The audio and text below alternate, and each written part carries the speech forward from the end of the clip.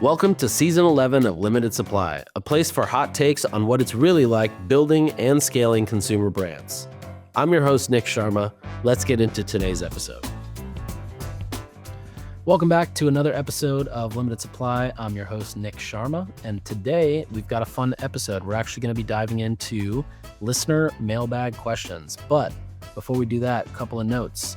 One, if you haven't seen our State of the DPA report, check that out. Just go to nick.co/DPA report, all lowercase, and you'll see that. It's a report we did with Marpipe analyzing about $2 billion in DPA revenue and understanding what types of DPAs are working, what video DPA looks like, and also, how do you leverage DPA on platforms like TikTok and Snap, which is a platform, TikTok specifically. I was just speaking with our team this morning, is a DPA platform doing extremely well. Secondly is if you're going to Shop Talk next week, hit me up on Twitter. We've got an event we're throwing and would love to see you there. And third is I hope you enjoy this episode. This is going to be a fun listener mailbag episode. If you're not in our Slack community, make sure you sign up. And there's about 6,000 marketers there who are chatting daily. There's no sales pitches. There's none of that. In fact, we have a guy who's specifically hired, his name is Shin, to kick people out if they do any sort of sales pitches or try to take advantage of the group. So there's none of that. Highly recommend you join, and I hope you enjoy the episode.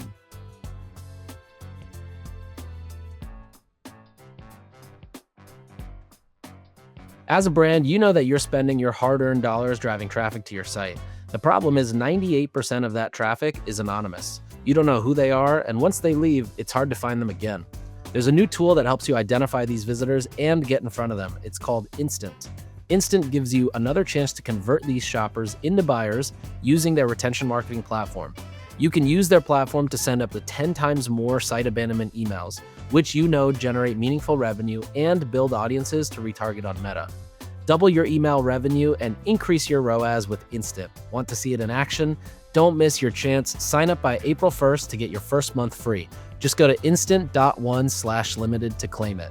That's instant.one/limited. All right, welcome back to another episode of Limited Supply. We're going to dive right in. So the first question comes from Deb, and Deb asks, what is the best way to increase AOV? Offers, bundles, A/B testing your product page? Break it down for me. Well, I'll tell you, and again, this is all kind of off the cuff. So here are my initial thoughts.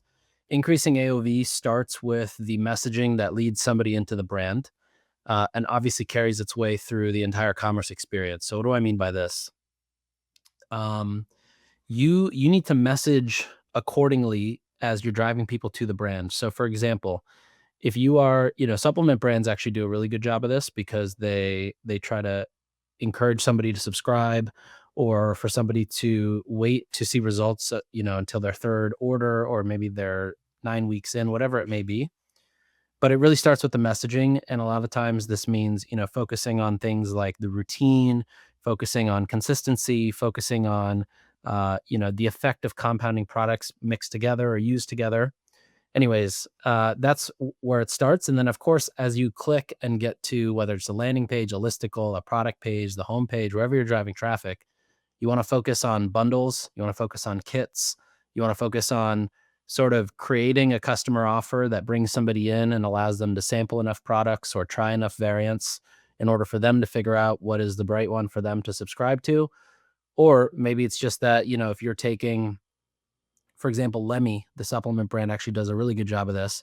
If you go to their site, they just start having bundles merchandised because, yes, you can buy the individual products, but they work much better when you build them together or you buy a bundle. So bundles for sure do really well. Offers, I think, are another great place to do well. We've seen that anytime we've built a build your own bundle style page, we usually tend to gamify those. So for example, you add 3 things to your cart, you get some sort of a discount. You add 6 things, you get a bigger discount. You add 9 things, you get a greater discount. But again, offers is a great lever there. Bundles is obviously a great lever.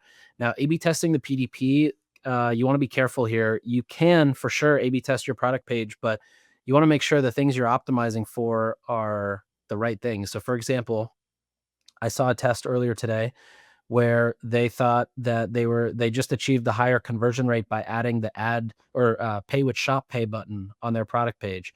But what they didn't realize is their revenue per session is actually down by about 60%, even though conversion rate is up. So again, not the right thing to look for there. Um, and yeah, I mean, honestly, you just gotta like, first of all, you have to put yourself in the mindset of a consumer. What is actually useful to them? What is actually helpful to them? And think through your own product offering. Is what you're pushing, is that actually going to benefit them in the long run? Because if it's not, then that's not something they're going to continue to come back and purchase. You want to make sure that the value exchange is even, meaning what they're paying for feels even in terms of the value they're getting in return. That's like, step 0. After that, you can figure out, are you upselling? Are you cross-selling? Are you testing out bundles? Are you testing out kits? If I go to the Salud website and offer to buy and try to buy a single stick pack, I'm going to see a button that says for me to upgrade my order into a bundle because I'm going to get a discount. Those types of things are great, and those are great things to A/B test on your product pages. But again, be very careful that you are optimizing toward a certain metric, whether it's AOV, whether it's revenue per session, whether it's UPT, which is units per transaction or number of items in the cart. Stay consistent with what you're measuring, and those are all great ways to build AOV.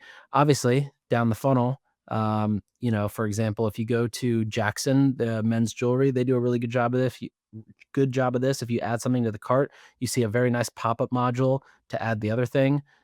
Plunge, the ice cold plunge. If you add a plunge to the cart without adding the filters, they do a nice job showing you filters upsell, and even their messaging there is great. It's like, yes, I want clean water, or no, I'm fine with dirty water, right? So it kind of taps into the psychology a little bit. Another example I had in mind is just thinking about, how kind of like Rebuy, for example, sells a lot of their stuff, which is the in-cart upsells, which I think a lot of people don't play with enough. The in-checkout upsells. So again, obviously, if you're customizing your checkout on Shopify Plus, you've got social proof, but also being able to add complementary products right in the checkout to your order. And then, of course, post-purchase checkout. So we have already got your payment token, or you as the brand, you've already got the payment token from the order. That payment token has a expiration of, I don't know if it's 10 minutes, 30 minutes, or 60 minutes, but it does have an expiration, and the post-purchase upsell plays on that. So you give the opportunity to get, the same price same product or a different product at a discounted price, and get somebody to add it on, and they don't have to re-input their credit card info because you've already got that from the purchase that just happened. So you can essentially what that does from an architecture standpoint, it delays the order from being fulfilled. It lets a customer choose if they want to upsell, or if they want the upsell product. If they say no, the order gets pushed to fulfillment. If they say yes, the order gets modified, your card gets charged, and then they push it to fulfillment. So yeah, hopefully that helps, Deb. That's how I would focus on increasing AOV. I think, outside of that, like outside of the tactical marketing stuff, any sort of like awareness or content or seeding that you do, really focus on those bundles and focus on multiple products. Focus on the messaging around why you should have multiple products, because I think that's where a lot of people tend to not focus. They just focus on using Rebuy or upselling into a bundle or creating a build your own bundle, but they don't focus on they don't focus on the messaging that's coming in, and B, they don't necessarily focus on the even how those orders or bundles are being pushed out to the fulfillment center, which causes a lot of issues depending on your setup and in fulfillment. But make sure that the way it's feeding in is also, it's being read properly, so there's no issues when those orders are being fed into your 3PL. Okay. Next question comes from Chris. Chris says, what's the best way to test new product concepts or value propositions before launching the product? I love this question, Chris. A few people had this question or a similar-ish question of basically, how do I test stuff? And there's a couple ways to do it. There's a quick and easy way to do it. You've got to have maybe a few $1,000, but essentially what you do is, if your brand already exists, then use your brand page and create a landing page and drive traffic and see what happens, right? So new product concepts, you can have different product concepts on that landing page, and you can test email opt-in, you can test engagement of add to cart, you can test engagement of what is the actual conversion rate of those products. If you don't have that set up, you just want to check, you want to test it one step higher. You can just have these different concepts as ads that drive to a page and you just basically understand click-through rate. That's the easiest way. I would also test the value props before launching a product is just run some ads to a landing page or to a product page and understand, make static ads in Figma. You can either get a template online or just design them yourself or find some really good ones that you see and just copy them. But the copy that takes up most of the static ad is what you're testing. So those are the value props you're testing. Put them in an ad set, start running them and see which one gets the highest click-through rate. Or, if you're selling the product already, which one gets the highest conversion rate. And that'll give you a good understanding of what are people actually clicking on, what are they reacting to. Sometimes it's not just the messaging you want to test. You want to understand, does it work better as a lifestyle shot, a studio shot, a UGC shot, black and white versus color, animation versus video, whatever it may be. These might be things you want to test, and this is the best way to test it, is just really looking at click-through rate. And then, of course, if you have the down funnel events, then you can look at those analytics as well. If you don't have any dollars to spend, but you happen to be good at social media, which again, remember, if you're not good at organically creating content and putting it out, you end up paying the delta, the difference in ads. So what I just talked about was assuming you don't have good handle on organic social or an easy way to produce content, which unfortunately is most, then you run it with ads. However, if you do have the social side, whether you have 4,000 followers or 40,000 or 4 million followers, you can actually test a lot of this messaging either through polls or through understanding the click-through rate, but really it's just a swipe up or clicking a link sticker in stories. You can test this with email subject lines and look at the open rate. You can test it inside the emails, looking at the click rate of who's clicking based on the messaging. And basically all you're looking for is a conversion event, and to understand what impact does your test have on the conversion event. In the ads that I was just talking about, the conversion event I was mainly talking about was click-through rate. If you're doing it on organic social, maybe it's votes, like in a poll on stories, or maybe it's swipe ups or link in bio clicks or link sticker clicks, but that's all measurable. That could be your conversion event.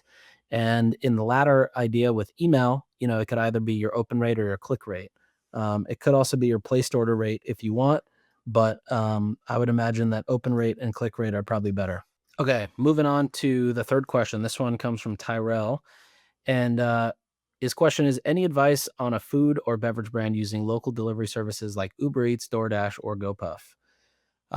Well, couple ideas have come to mind. One, if you're talking about selling as a store on Uber Eats or DoorDash or a Postmates, kind of one of these marketplaces, then I would advise you to honestly look at what some of these ghost kitchens are doing.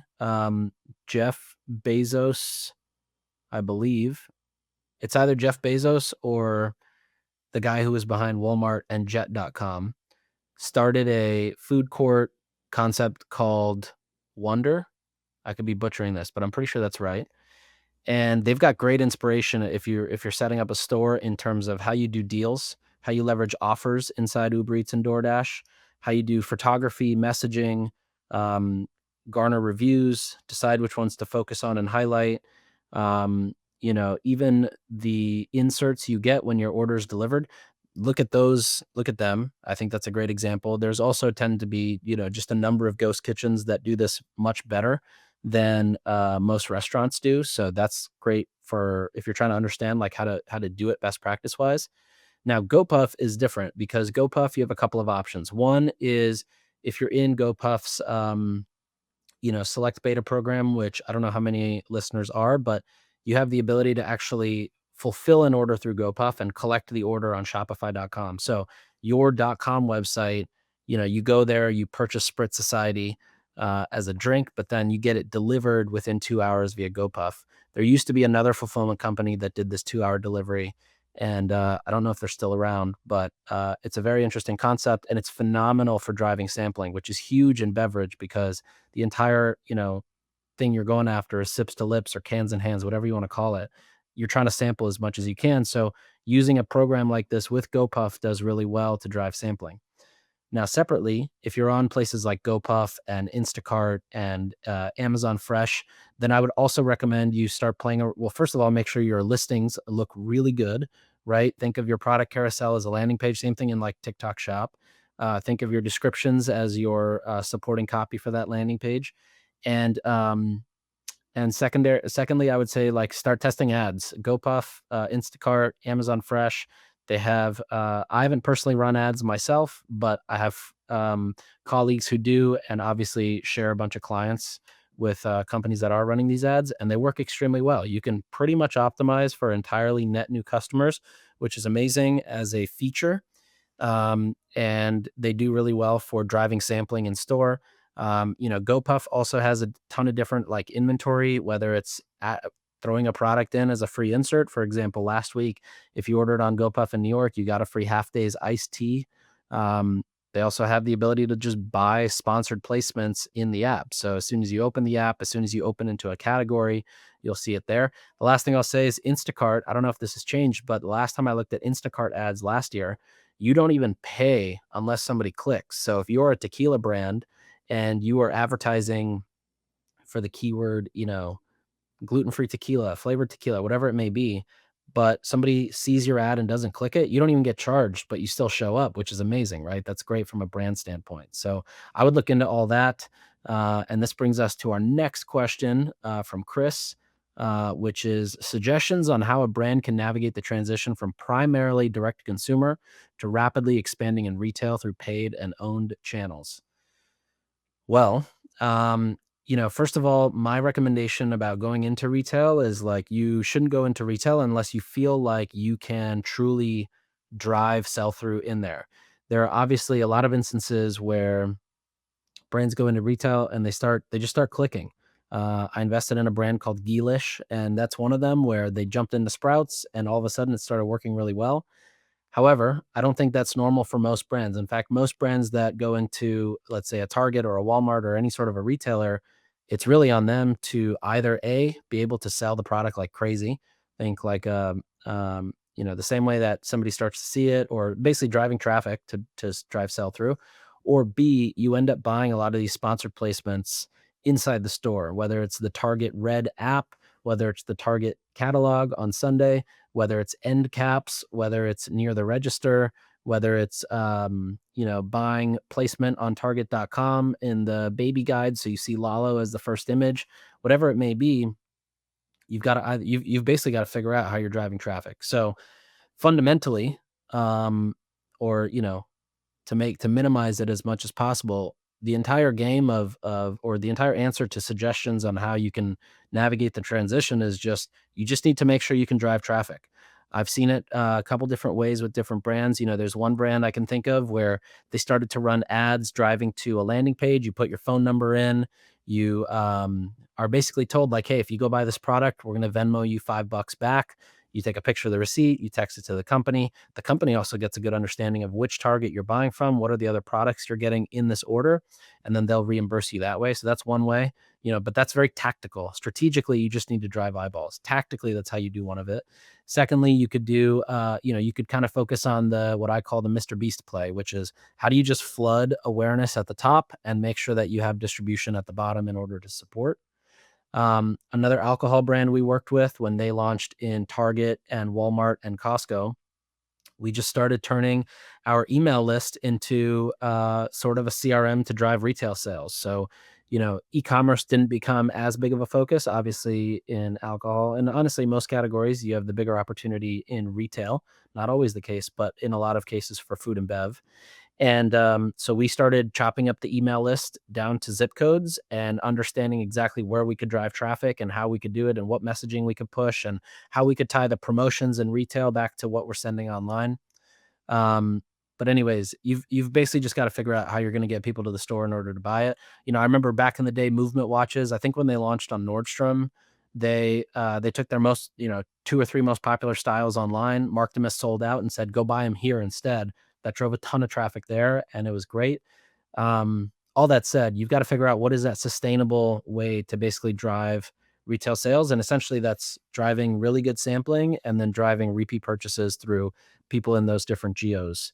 Um, some of the stuff I just mentioned is kind of like one shot or very like limited time strategic stuff, but may not fit that overall bill. Maybe what I'll do too is either at the end of this season or the beginning of next, I'll get a couple of retail founders or founders that started D2C and went retail quickly and expanded, and get them to share all about it. Hundreds of brands like Garrett Popcorn, July Luggage, and Selfie Leslie are making six figures in incremental revenue through Instant supercharged retention marketing platform. It takes 15 minutes to go live, and you see results just within days. You most likely send site abandonment emails, but because most of the traffic on your site's anonymous, you don't get to email 98% of these site visitors. Instant gives you another chance to convert those visitors into buyers and send 10 times more cart abandonment emails than you were before, helping you double your abandoned flow revenue. If you want to see it in action, don't miss your chance. Sign up by April 1st to get your first month free. Just go to instant.one/limited. That's instant.one/limited.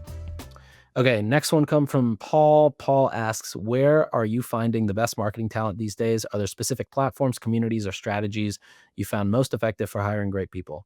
Well, Paul, I'll tell you, if you're not in the limited supply Slack community, I would recommend that. There's about 5,000 or 6,000 people there every month who are all marketers in direct consumer in our world of e-commerce who are jamming, talking about different ideas, etc. Personally, there's yeah, honestly, it's hard to find good marketing talent. The problem is, or maybe not the problem, but there's been this shift obviously in what is marketing talent and what are different roles, right? Like the head of growth role that I used to have 8 years ago is no longer a realistic role. Like that's now been disseminated into 4 to 6 different roles between media buyers and creative analytics and channel managers and whatever you want to call it. So I think that's one tough part. Um, I've just found that, first of all, the smartest people in marketing are not on, they don't have podcasts, they don't have Twitter accounts, they're not posting on LinkedIn on a daily basis. They're not in this same rat race, you could say. And so for me, I don't know. I do dinners all the time with our clients, with potential clients, with just dope marketers, or I do events with really cool marketers. So that's where I tend to find the best talent, is just inviting these people to events or to dinners, or just talking to them. Maybe they have a friend, they know somebody else. I've always found that once you find a good person, whether it's a graphic designer, a video editor, media buyer, CMO, like they know the other great people in their space too. So figuring that out is one opportunity.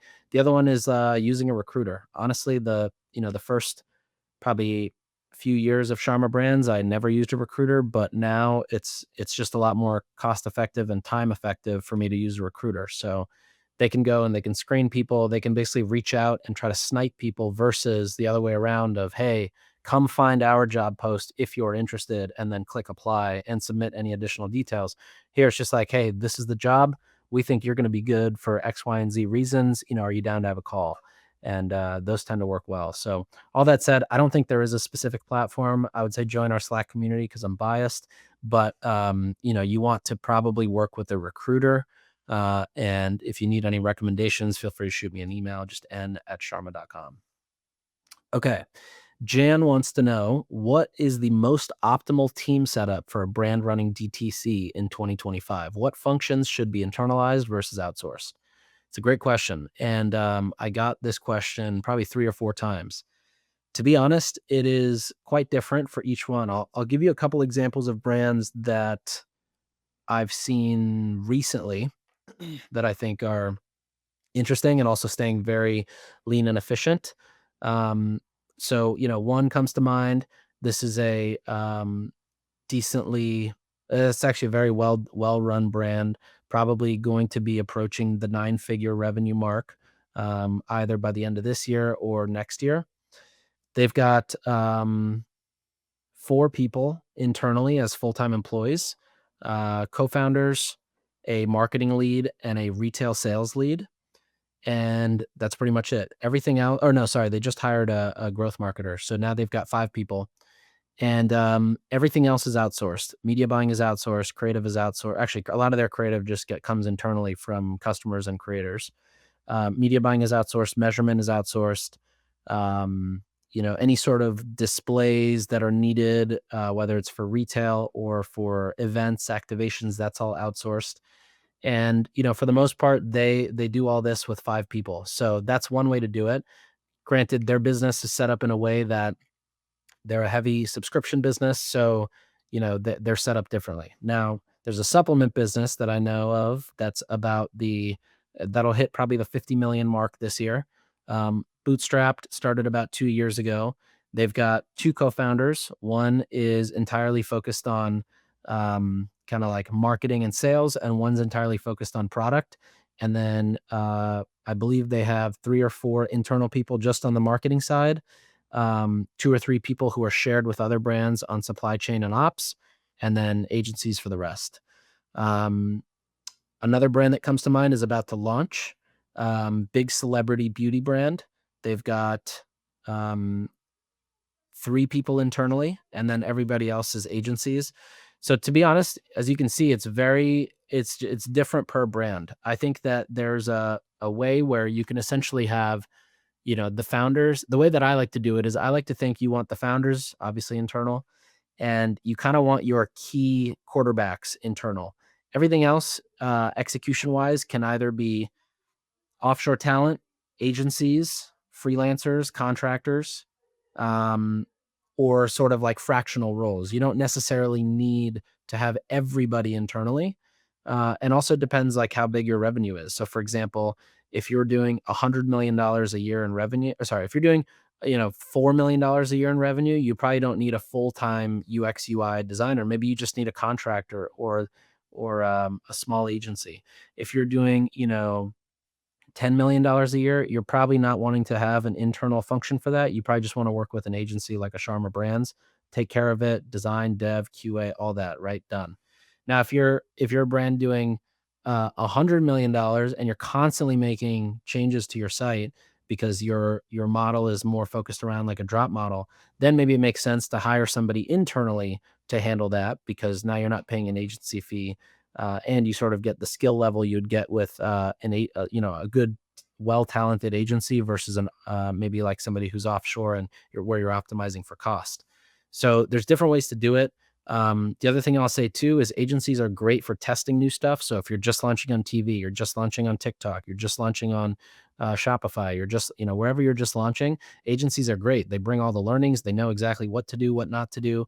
There's so many times where I'll talk to brands and say, you're doing what? Because I already know the patterns they should follow or what they should do or not do or who to work with, who not to work with. Um, so that said, there's different setups, but you kind of got to figure out what's right for you. If you have anything specific or you want to share any more context, feel free to drop it in the limited supply Slack, and I'll try to get back to you on that. Okay, next question comes from Brad. Brad says, thoughts on top of funnel strategies and its effects on meta performance. Well, Brad, we've done a lot of studies on this in the last 6 to 8 months. And obviously, when I first started running TV, probably 7 years ago, I saw the effects directly. And then, as I started working with more and more celebrity brands, and, they come with their own sort of top of funnel, those clearly showed the power of top of funnel and good top of funnel too. So, the punchline is that the way, or at least the way I like to think about it is, you've probably seen that movie Cars where Lightning McQueen's rebuilding the road, and, you've got, he's paving the road when it was smooth and not when it was super bumpy. And then there's cars behind it.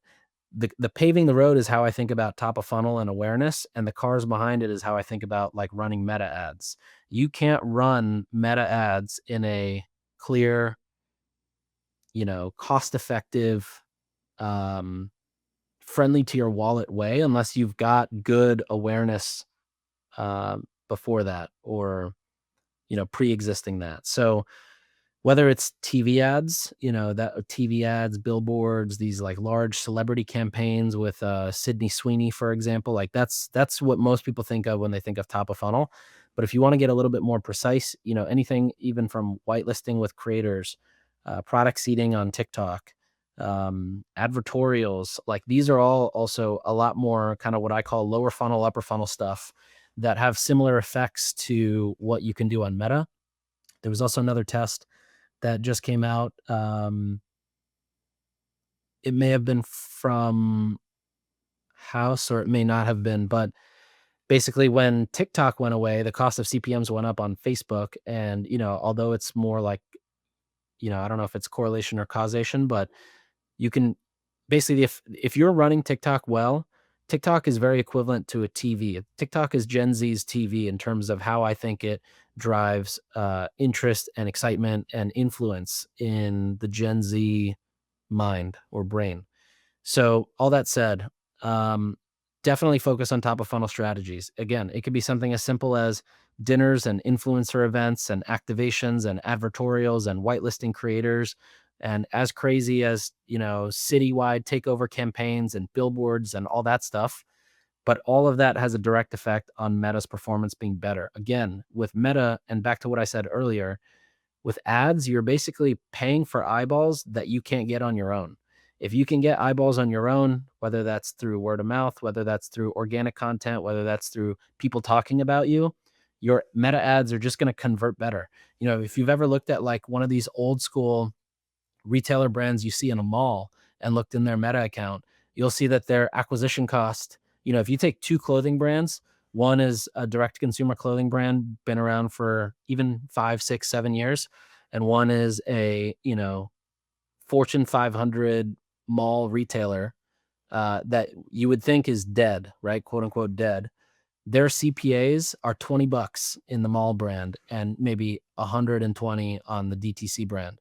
And the only difference is just that there is significantly more top of funnel for those mall brands. They're a recognized name. You don't have to do the work of, is this a legit brand? Am I going to like it? What about returns? What about customer satisfaction? Whatever it is, you don't necessarily have to think about any of that.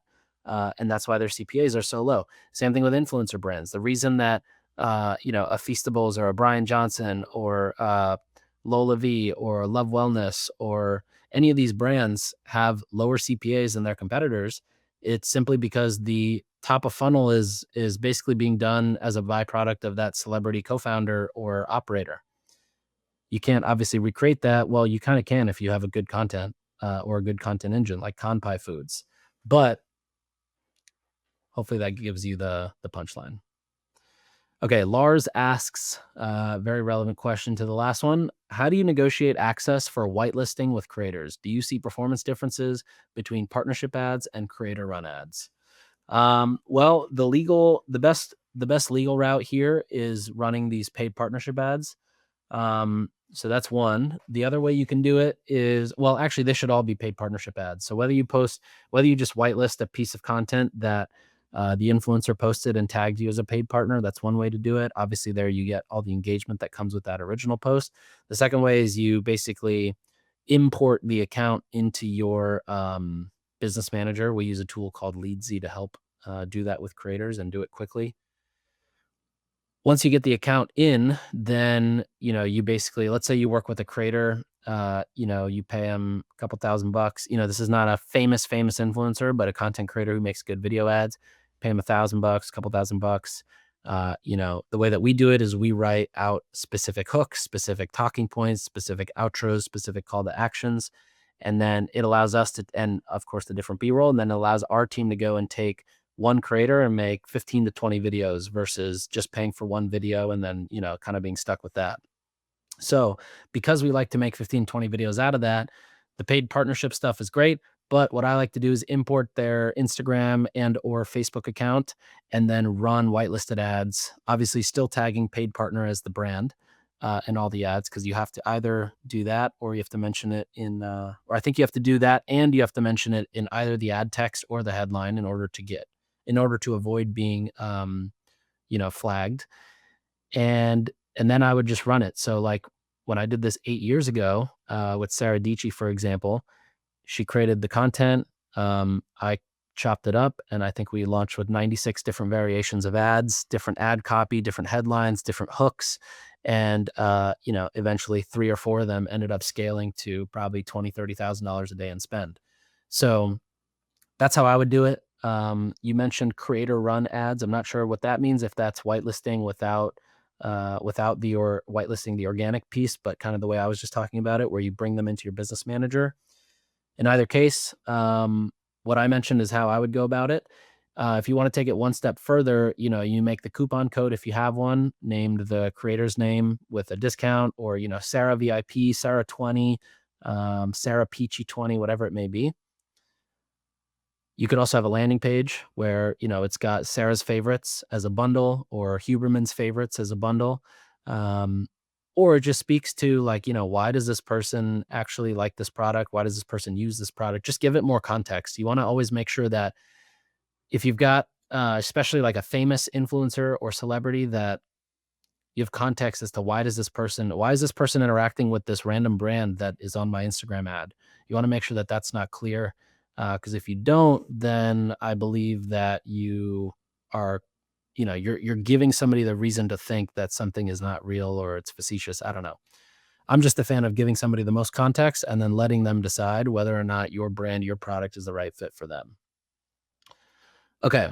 Um, Last question here for this round of the listener mailbag is from Lisa. She says, when and why is it worthwhile building a campaign landing page? Pros and cons of doing this in-house versus with an agency.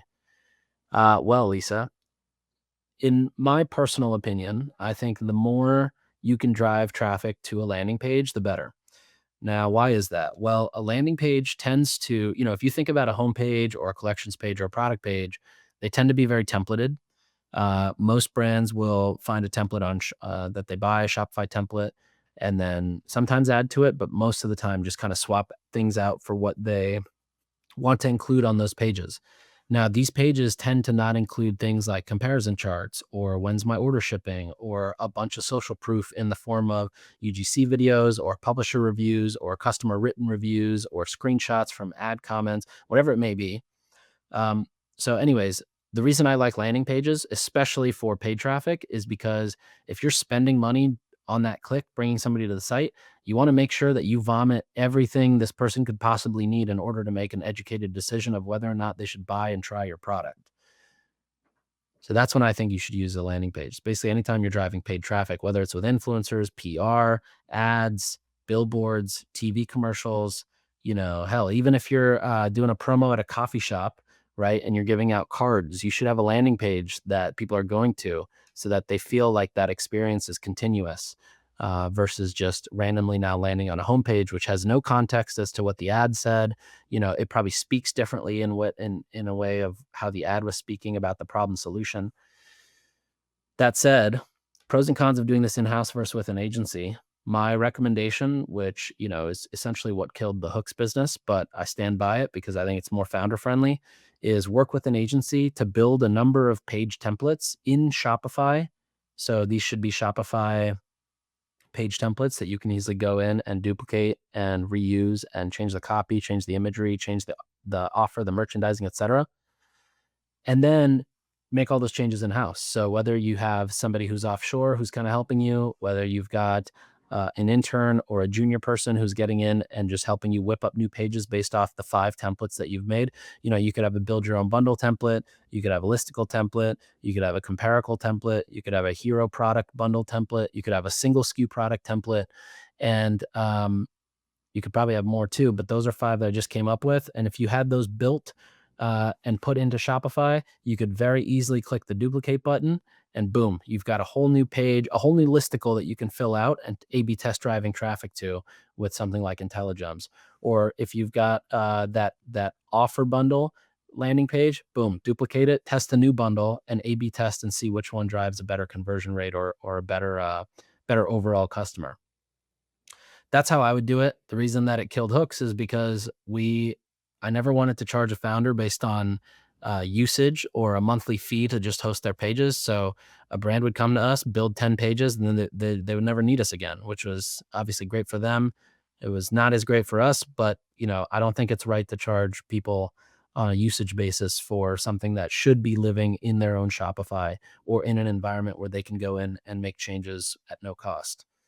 All right. Well, those are the questions for today. Hopefully that was helpful and it was fun to listen to.